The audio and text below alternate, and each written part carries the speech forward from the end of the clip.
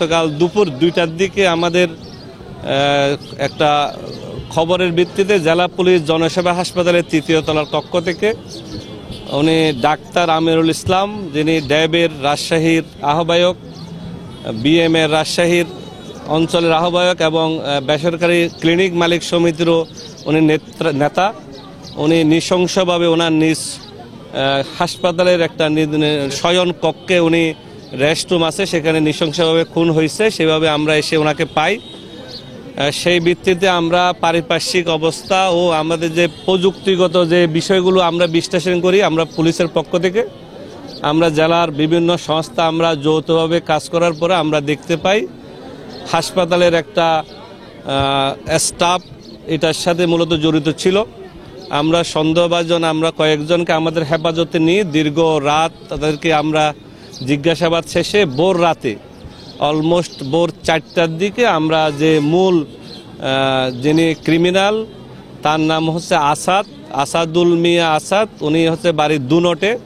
সে 2024 সালে বগুড়া থেকে এইচএসসি পাশ করে টিএমএসএস মেডিকেল কলেজে ল্যাব রেজিস্ট্রার হিসেবে কর্মরত আছে। সেই আসাদ গত 3 বছর ধরে ডাক্তার আমিরুল সাহেবের পিএ হিসেবে এখানে কর্মরত ছিলেন। কর্মরত থাকার সময় হাসপাতালে বিভিন্ন স্টাফ আছে, বিভিন্ন ফিমেল কলিগও থাকে। এইরকম একটা ভুল বুঝাবুঝির ঘটনাকে কেন্দ্র করে তাদের মধ্যে ডাক্তার আমিরুল সাহেব সহ আসাদ আর একটা মেয়ে, যেটা আসলে আমরা অনেক ক্ষেত্রে মেয়েদের বিষয় আমরা বলি না অনেক সময়, এই 3 জনের একটা মানে ভালো লাগা অথবা মানে নিজেদের আন্ডারস্ট্যান্ডিংগত একটা বিষয়কে নিয়ে মতবিরোধ দেখা দেওয়ার প্রেক্ষিতে গত 25 অগাস্ট আসাদ এবং যে মেয়েটাকে কেন্দ্র করে এই ঘটনায় সেই মেয়ে সহ তাকে মারধর করা হয়। ওখানে একটা চেঞ্জ রুম ছিল, সেখানে মারধরের পরে আসাদকে চাকরি থেকে বের করে দেওয়া হয় হাসপাতাল থেকে। তারপরে সে বগুড়া চলে যায় 25 তারিখেই। বগুড়া যাওয়ার পর তার মধ্যে একটা প্রতিহিংসা কাজ করে, তার মধ্যে একটা ডাক্তার আমিরুল সাহেবের কোনো বিষয় নিয়ে তার মধ্যে একটা ক্ষোভ কাজ করে। সে ক্ষোভের অংশ হিসেবে সে বগুড়া থেকে একটা বোরকা কিনে 1300 টাকা দিয়ে একটা দোকান থেকে এবং 2টা ছুরি কিনে। সে যেহেতু এখানে 3 বছর পিএ হিসেবে কর্মরত ছিল, তার কাছে ডাক্তার আমিরুল সাহেবের রুম, এখানে প্রবেশ পথ, কোথায় সিসিটিভি ফুটেজ থাকবে না, কোথায় সে ফাঁকি দিলে সহজে ঢুকতে পারবে, এইসব বিষয় তার জানা আছে। সেই ভিত্তিতে গত 31 অগাস্ট সন্ধ্যা 7টার দিকে সে বোরকা পরিহিত অবস্থায় সে 3 তলার ডাক্তার আমিরুল সাহেবের কক্ষে অবস্থান নেয়। প্রথমে যখন সে 3 তলায় আমির সাহেবের রুমের সামনে যায় তখন উনি ভিতরেই ছিলেন। এই সময় সে সিঁড়িতে সে আত্মগোপন করে অবস্থান নেয় এজ এ মহিলা হিসেবে। তারপরে যখন ডাক্তার আমিরুল সাহেব যখন এখান থেকে বের হয়ে যান 7:10 দিকে, তখন সে যেহেতু উনি আসা যাওয়ার মধ্যেই থাকেন এবং সে জানতো এখানে সিসিটিভির কাভারেজ নাই এই কোণাটাতে, সে কৌশলে এই রুমের মধ্যে ঢুকে খাটের নিচে সে আশ্রয় নেয়।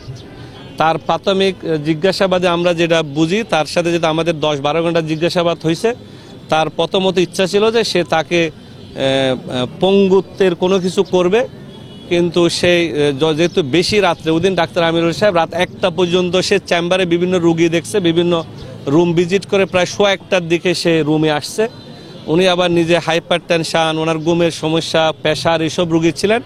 উনি ওষুধপত্র, উনি ঘুমের ওষুধও খাইতেন, সেটাও পিএ হিসাবে আগে যে কর্মরত আসাদ জানতো। সেই প্রেক্ষিতে উনি ঘুমের ওষুধ খাইয়ে এরপর উনি কিছু ফাইলপত্র সাইন করছে হাসপাতালের 1টা-1:30টার দিকে। এই পরে রাত 3টা-3:30 পর্যন্ত মানুষজনের আনাগোনা ছিল, আমাদের সিসিটিভি ফুটেজও সেটা দেখা গেছে, ডাক্তাররা রাউন্ডে ছিল। সে যেহেতু এইসব 3 বছর এটার সাথে অভ্যস্ত, সে আনুমানিক 4:15টার দিকে যখন গভীর ঘুমে সে ডাক্তার আমিরুল সাহেব ছিলেন, তখন সে প্রথমে উঠে এই নৃশংস হত্যাকাণ্ড, যেটা আপনারা বিভিন্নভাবে গতকাল আপনারা দেখছেন, সেই নৃশংস হত্যাকাণ্ড ঘটিয়ে সে জানতো যে ওখানে ভিতরে সিসিটিভির মূল ক্যামেরাগুলো ডাক্তার আমিরুল সাহেবের রুমেই ছিলেন। তো সেই জন্য সে প্রায় ঘণ্টাখানেক অপেক্ষা করছে। সে নিজেরে গোছাইয়ে সে আবার 6:15টার দিকে সে বোরকা পরে নিচে নেমে গিয়ে সে চলে যায়। গিয়ে সে আবার বগুড়ার দিকে রওনা হয়। সে বগুড়ার নন্দীগ্রাম এলাকার একটা নির্দিষ্ট এলাকায় সে তার ব্যবহৃত ছুরি 2টা ফেলে আর বোরকাটা সে এই সিংরাদ্দির পাশে নদী আইসিডি টাওয়ারের সামনে নদীতে ফেলে দেয়। তা আমরা সেই সব বিষয় যেহেতু যাচাই বাছাই সাপেক্ষে আমরা রাত্রের অপারেশনের পরে সকাল থেকে আমরা সেই চুরি দুটো উদ্ধার করি, কিন্তু বোরকাগুলো যেহেতু নদীর স্রোত, আমরা একটা টিম কাজ করবে রাত্রে এইটা এই স্রোতের মধ্যে কোথাও পাওয়া যায় কিনা, কিন্তু আমরা এটা নিশ্চিত হয়েছে সে বোরকা কোত্থেকে কে নিচ্ছে, সে বগুড়া থেকে। এই পরে এই হত্যাকাণ্ডের বিষয় সে আমাদেরকে বিস্তারিত অবহিত করছে। এখন যে বিষয়গুলো সামনে আসছে এর প্রেক্ষিতে পরবর্তী পুলিশি ব্যবস্থা হিসাবে যেটা করণীয়, যেটা কোর্টে যিনি স্বীকারোক্তিমূলক জবানবন্দি যেটাকে বলে সেটা দিতেও সে সম্মত হয়েছে। সে তার দাবি মতে সে ক্ষোভের বসে অথবা তার মধ্যে কোনো ধরনের ওই যে ত্রিমুখী একটা বিষয় ছিল, সেই বিষয়কে সামনে রেখে তার মধ্যে নৃশংসতার প্রতিহিংসা জাগ্রত হয়েছে বলে সেই ঘটনাটা ঘটাইছে। এই অবস্থায় আপনাদের সাথে আর এতটুকুই আমাদের জেলা পুলিশের থেকে, আমাদের জেলার অফিসাররা আছে, আমরা গ্রেপ্তার একজনেই এখন আমরা একজনকে গ্রেপ্তার দেখাচ্ছি ফরমালি। বাকিদের সম্পৃক্ততা, বাকি কেউর কোনো উস্কানি, বাকি কেউর সম্পৃক্ততা ছিল কিনা সেটা প্রমাণ সাপেক্ষে বাকি যারা হেফাজতে আছে তাদেরকে অ্যারেস্ট দেখানো হবে। এই শহর থেকেই, এই নাটোর শহরেই ছিল, নাটোর শহর থেকে ধরা হয়েছে। যে মেয়ের কথাটা বলা হচ্ছে সেই মেয়েকে কি আটক করেছে? সেই মেয়েকে আমাদের হেফাজতে আছে। যে মেয়েকে আসাদের সম্পর্ক ছিল, আসাদ তাকে বিয়ে করার কথা ছিল, সে তার আরেকটা মানে সে একটা আগে বিয়ে করছিল, ডিভোর্স শেষ হয় নাই, এই জন্য সে বিয়ে করতে পারে নাই। এবং সে বেসিক্যালি আমরা এইভাবে বলছিলাম যে আসলে সে যেহেতু 25 তারিখ ঘটনা, তাহলে এই মেয়েও চলে গেল না কেন, সে চাইছে যে আসলে সে কয়েকদিন পরে নিয়ে যাবে, যেহেতু চাকরি বাড়া সারা করবে কি, সে চাকরি করতেছে করুক, তারপর তাকে নিয়ে যাবে। এখানে আমিরুল সাহেবের ভূমিকা কি তাদের প্রেমের মধ্যে? ত্রিমুখী একটা সম্পর্ক তো আমরা একটু টেকনিক্যালি বললাম, আমরা যে একটা মৃত মানুষ সম্পর্কে খুব বেশি খারাপ কথা না বলা ভালো। আমরা তো সবাই ধর্ম, যার ধর্মে তার মৃত মানুষের প্রতি সম্মান দেখানোটাও কিন্তু আমাদের দায়িত্ব।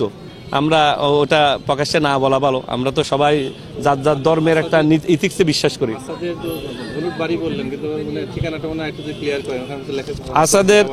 আসাদের বাড়ি হচ্ছে পিতার নাম ইলিয়াস আকন্দ, সাং হচ্ছে এলাস ফকির পার, থানা দুনট, জেলা বগুড়া।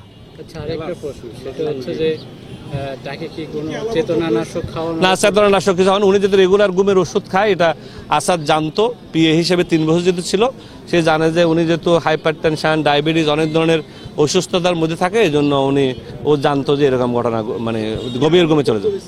জি,